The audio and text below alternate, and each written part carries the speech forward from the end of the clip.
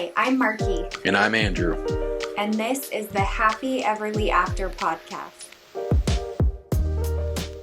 Hello, and welcome to the Happy Everly After podcast. My name is Markie, and I am doing a solo today, like I normally do. Sometimes Drew is with me, and sometimes he's not. Most of the time, he's not.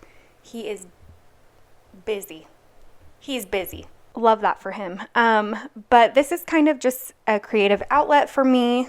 It's a place for me to share my feelings, talk about being happy and sad at the same time, because that's basically what my life is. I don't really have like a topic that I'm going to talk about today. A couple things have been going on that I'll probably touch on, but nothing super crazy, which is good because it's been crazy. Like the last couple months have been crazy. And you know that saying where it's like adulting is basically just saying that next week things will slow down over and over again until you die?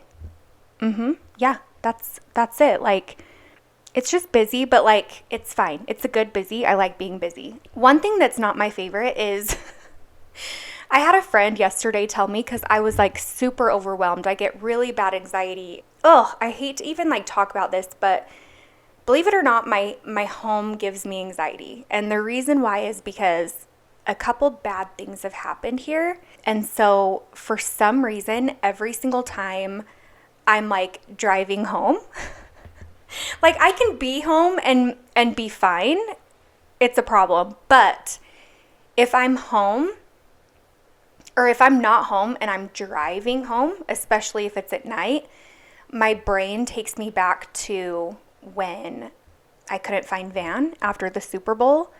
I still really struggle with that really bad. Urban does too. He like brought it up last night and was like, what happens if that happens again? And I'm like, bruh, I know. Like, let's go talk to a therapist. Like, it's freaking hard. If you don't know what I'm talking about, I did talk about it in a podcast. It's called The Worst Night of My Life.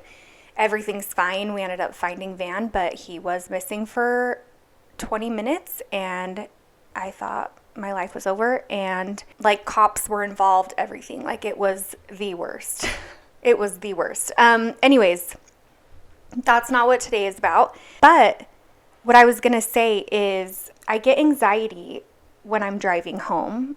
And my friend is working on a project here at my house. She's redoing my fireplace.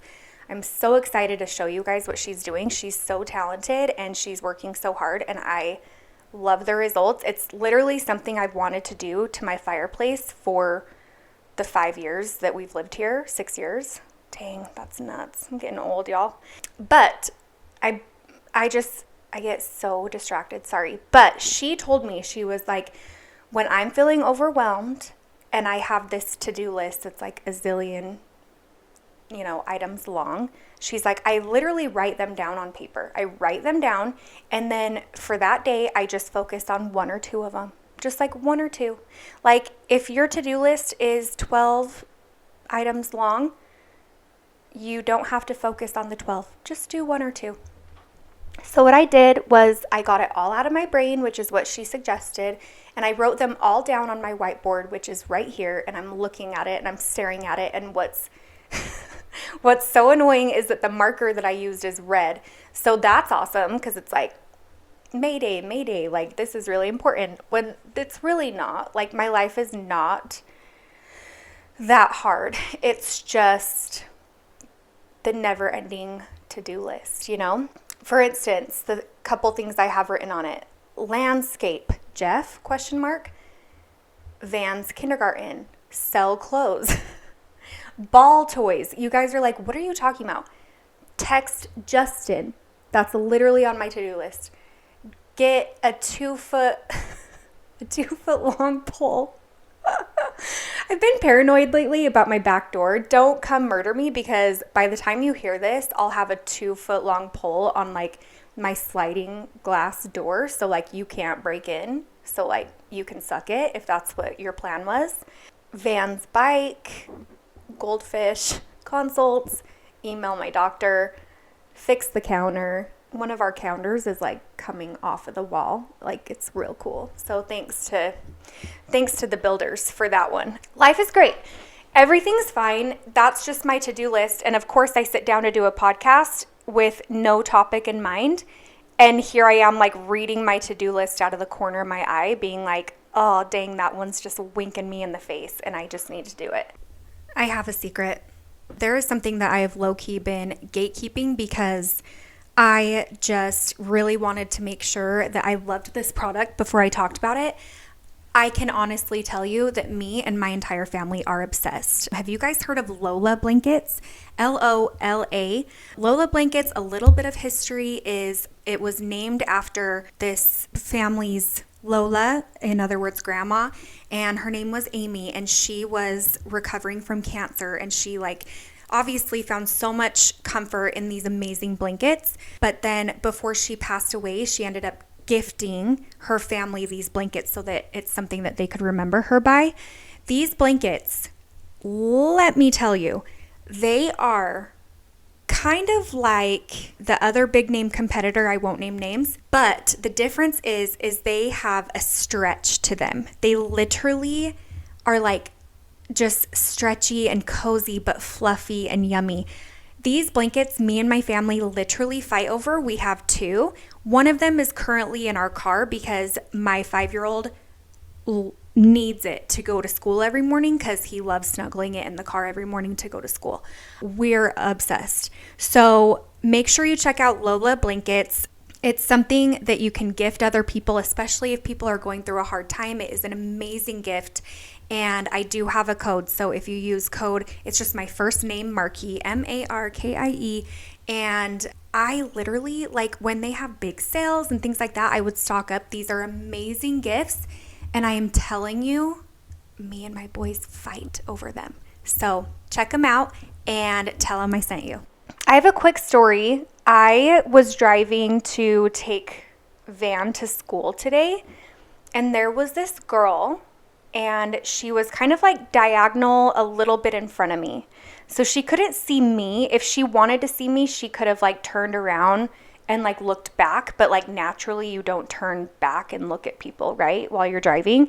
So she was a little kitty corner from me, and I could see her, and I could see her eyes, and she was crying, and she was wiping her tears, she was blowing her nose, and she was just crying. And I just wanted to roll down my window and be like, can I give you a big hug? I wouldn't do that. It wasn't the time or place. We were at a red light. But my heart just went out to her because I've been there, especially in the last few months. I have really struggled, and it just was a lesson for me because it's people don't have to know exactly what I'm going through to feel for me. I don't have to know what homegirl next to me driving is going through for me to feel for her. I empathized with her, and I loved her. I know that sounds so silly, but I'm I just love you, and I just want to hug you. And then I was thinking to myself, what if she's crying over a mistake she made? What if she is going through something really hard, but she's the one that is making the mistakes? And I was that has nothing to do with you. You don't have to worry about that. That's not what my job as a human being is. My job is to care for you and love you and offer help and give you a hug if you want it. It was literally, we were sitting there for maybe 30 seconds, but I've been thinking about it all day because I'm literally and I'm kind of this way where I'm don't worry about what your neighbor's doing. As long as it's not hurting you or your family, because don't hurt me or my family because I'll freaking, I'll come for you, I'll say. I sound so hardcore. I'm really not. But you get what I'm saying. If it doesn't have to do with me and my family, or loved ones, I don't really care how you choose to live your life. And that's kind of how I felt towards this lady. I'm well, what if, let's think the worst. Let's think maybe she had an affair on her husband. I don't know. I'm just pulling that out of my butt. Like, I have no idea if, obviously I have no idea. But I'm just saying, like, that has nothing to do with me. And I don't need to judge her off of her emotions. All I know is that her emotions, I felt her. I like felt for her. And especially with me having, you know, a difficult last couple of months, I'm like, what if I was the person crying in a car and somebody was like, oh, I just like feel for her. Like, I don't know what she's going through, but I just feel for her. And I just think that that's like an important thing to sit on. I think that we all could do a little bit better at like, I don't know what you got yourself into. Sure, like we all make choices. But at my core, I like loved her. Like I wanted to love her. I wanted to hug her. I wanted to be there for her. What can I do for you? Like, I'm sorry you're crying. It's literally 9 a.m. and you're sobbing. Anyways, I don't know if that's even important to tell, but it's something that really stuck out to me, especially because of just the hard times that I've been through and how many times have I just cried in my car by myself, you know? Something to think about. Okay, what I want to do today, it's not like as downer is what I'm freaking talking about. Jeez Louise. But have you guys heard that trend? It's on TikTok and it's called Report. It's basically just like what's going on in your life, like you're doing what's going on in your life. You're doing a report. You can do it weekly or monthly or whatever. I've heard it on a couple different podcasts and I've seen it on TikTok. But Report, it basically, so it's R for reading, E for eating, P for playing, O for obsessing, R for recommending, and T for treating. So I'm just going to go through and like give my little report to you guys. R for reading. What am I not reading? Seriously? Just kidding. I have very bad ADHD and I literally listen to audiobooks all day. I heard this thing where if you have ADHD, it's not that like you're lazy or like you've heard of people with like crippling anxiety where they're like, I can't even get off the couch.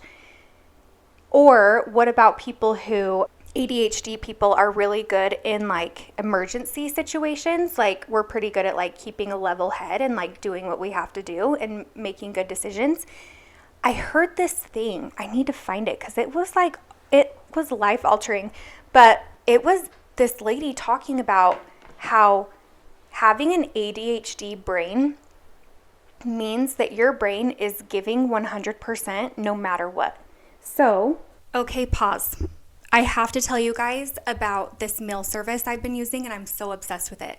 If you've been around for a while, you know that I really struggle to cook. It is a struggle for me. I skipped that gene in my family apparently. But I have been using Beehive meals and it is amazing because Beehive meals literally gives you crock pot or instant pot ready to go meals straight to your front door. They get delivered. You can choose like how often, you can choose how much you want, you can choose your diet, and it is so perfect for every single family. Another thing I love about it is I know that food is a really important way to show people your love, and I know that I struggle in that department sometimes with cooking or baking and things like that. And so I love that Beehive Meals is literally something that I can give to a friend in need or a neighbor or somebody who's going through something hard, just to give them something, one less thing to worry about when they already have so much going on. So I love it for that reason as well. Beehive Meals is currently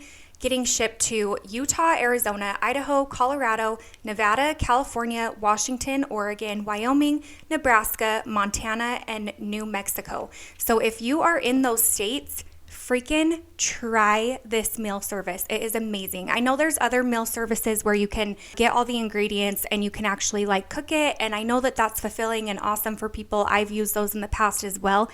But I feel like Beehive Meals has really made yummy meals so attainable by just having a crock pot or an Instant Pot. It is so easy and just takes all of the brain work that you would normally need to plan your meals. So try Beehive Meals. Make sure you use the code EVERLYJO. That's EVERLYJO.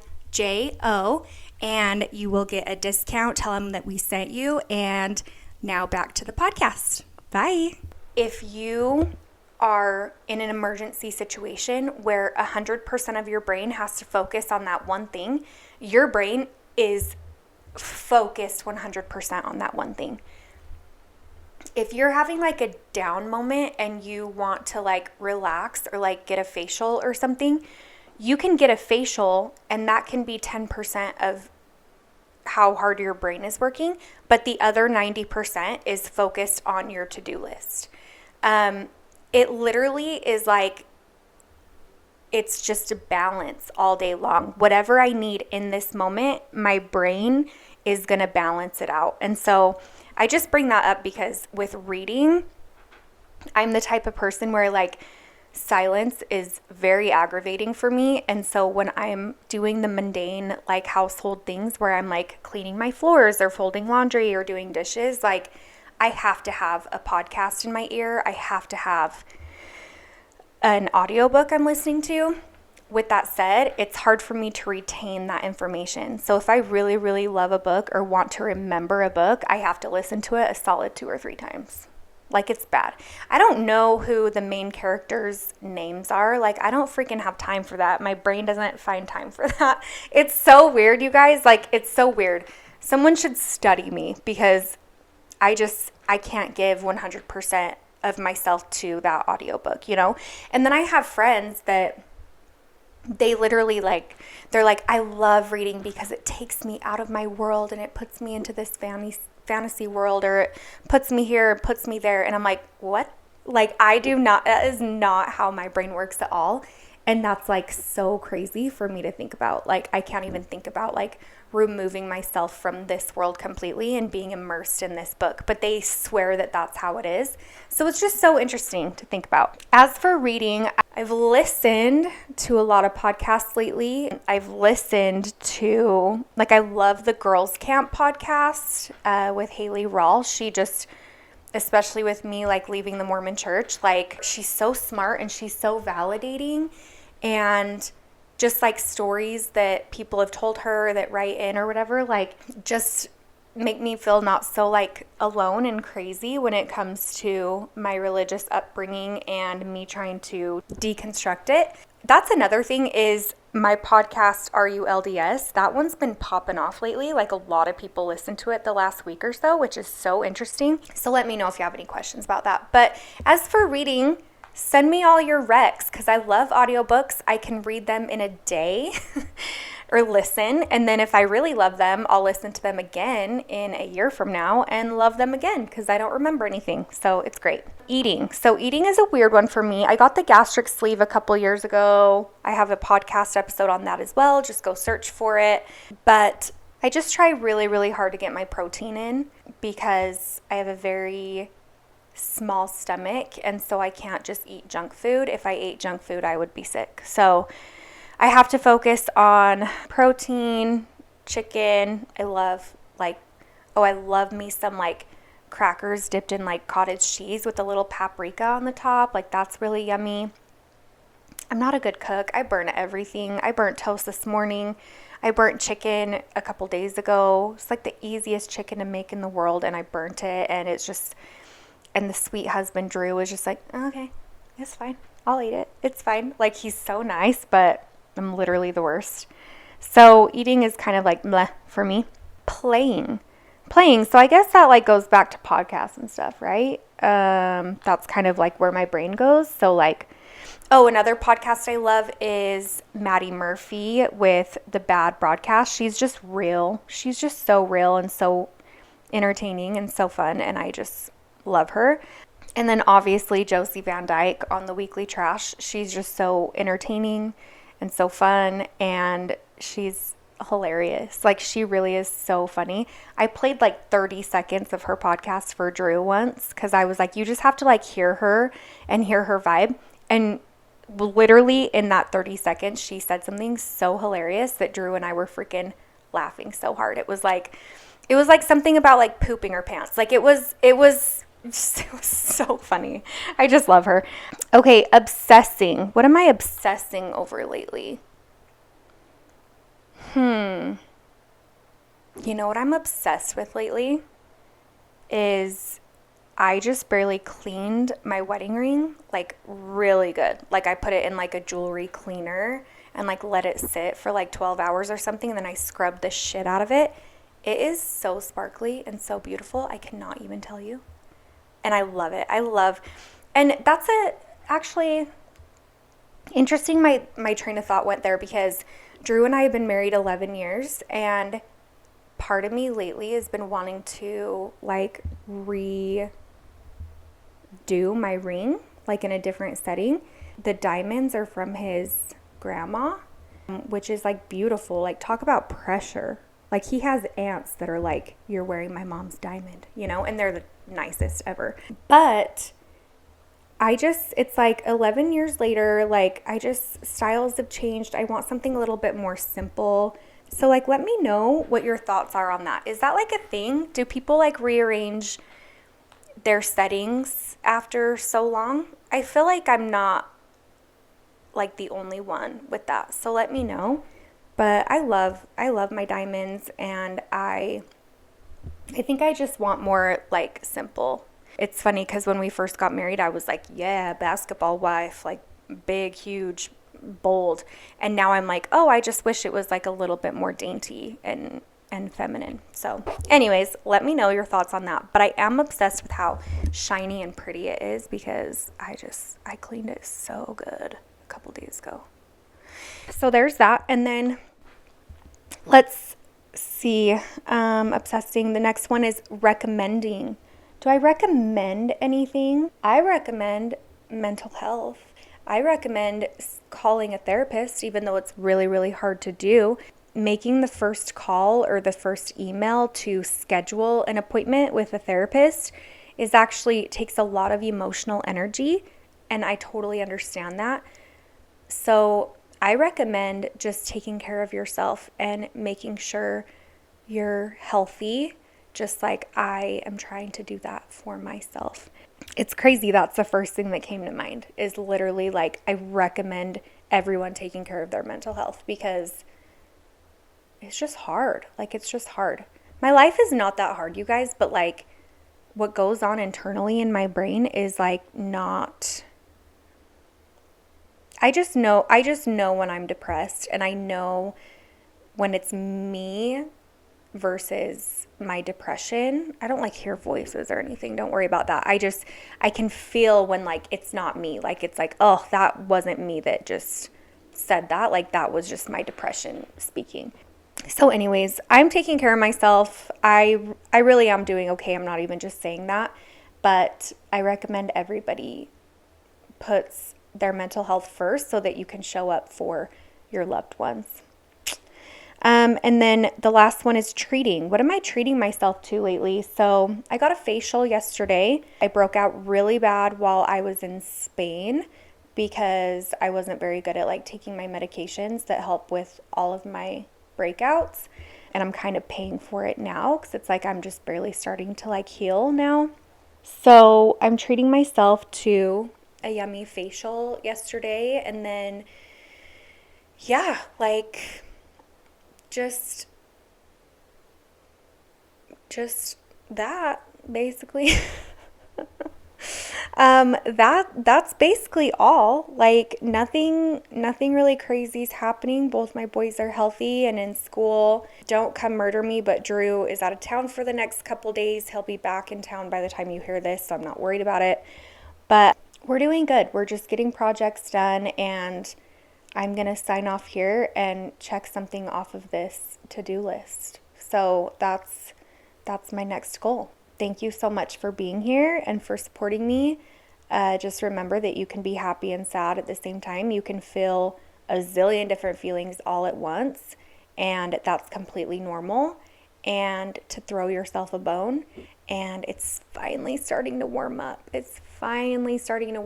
swear when the sun comes out, I crawl out of my little depression, like hibernation, and I'm just like, wow, it's beautiful out here. Like, it's just crazy how that works. Thank you so much for being here and supporting me, and I love you guys, and I hope you have the best weekend ever. Okay, see you.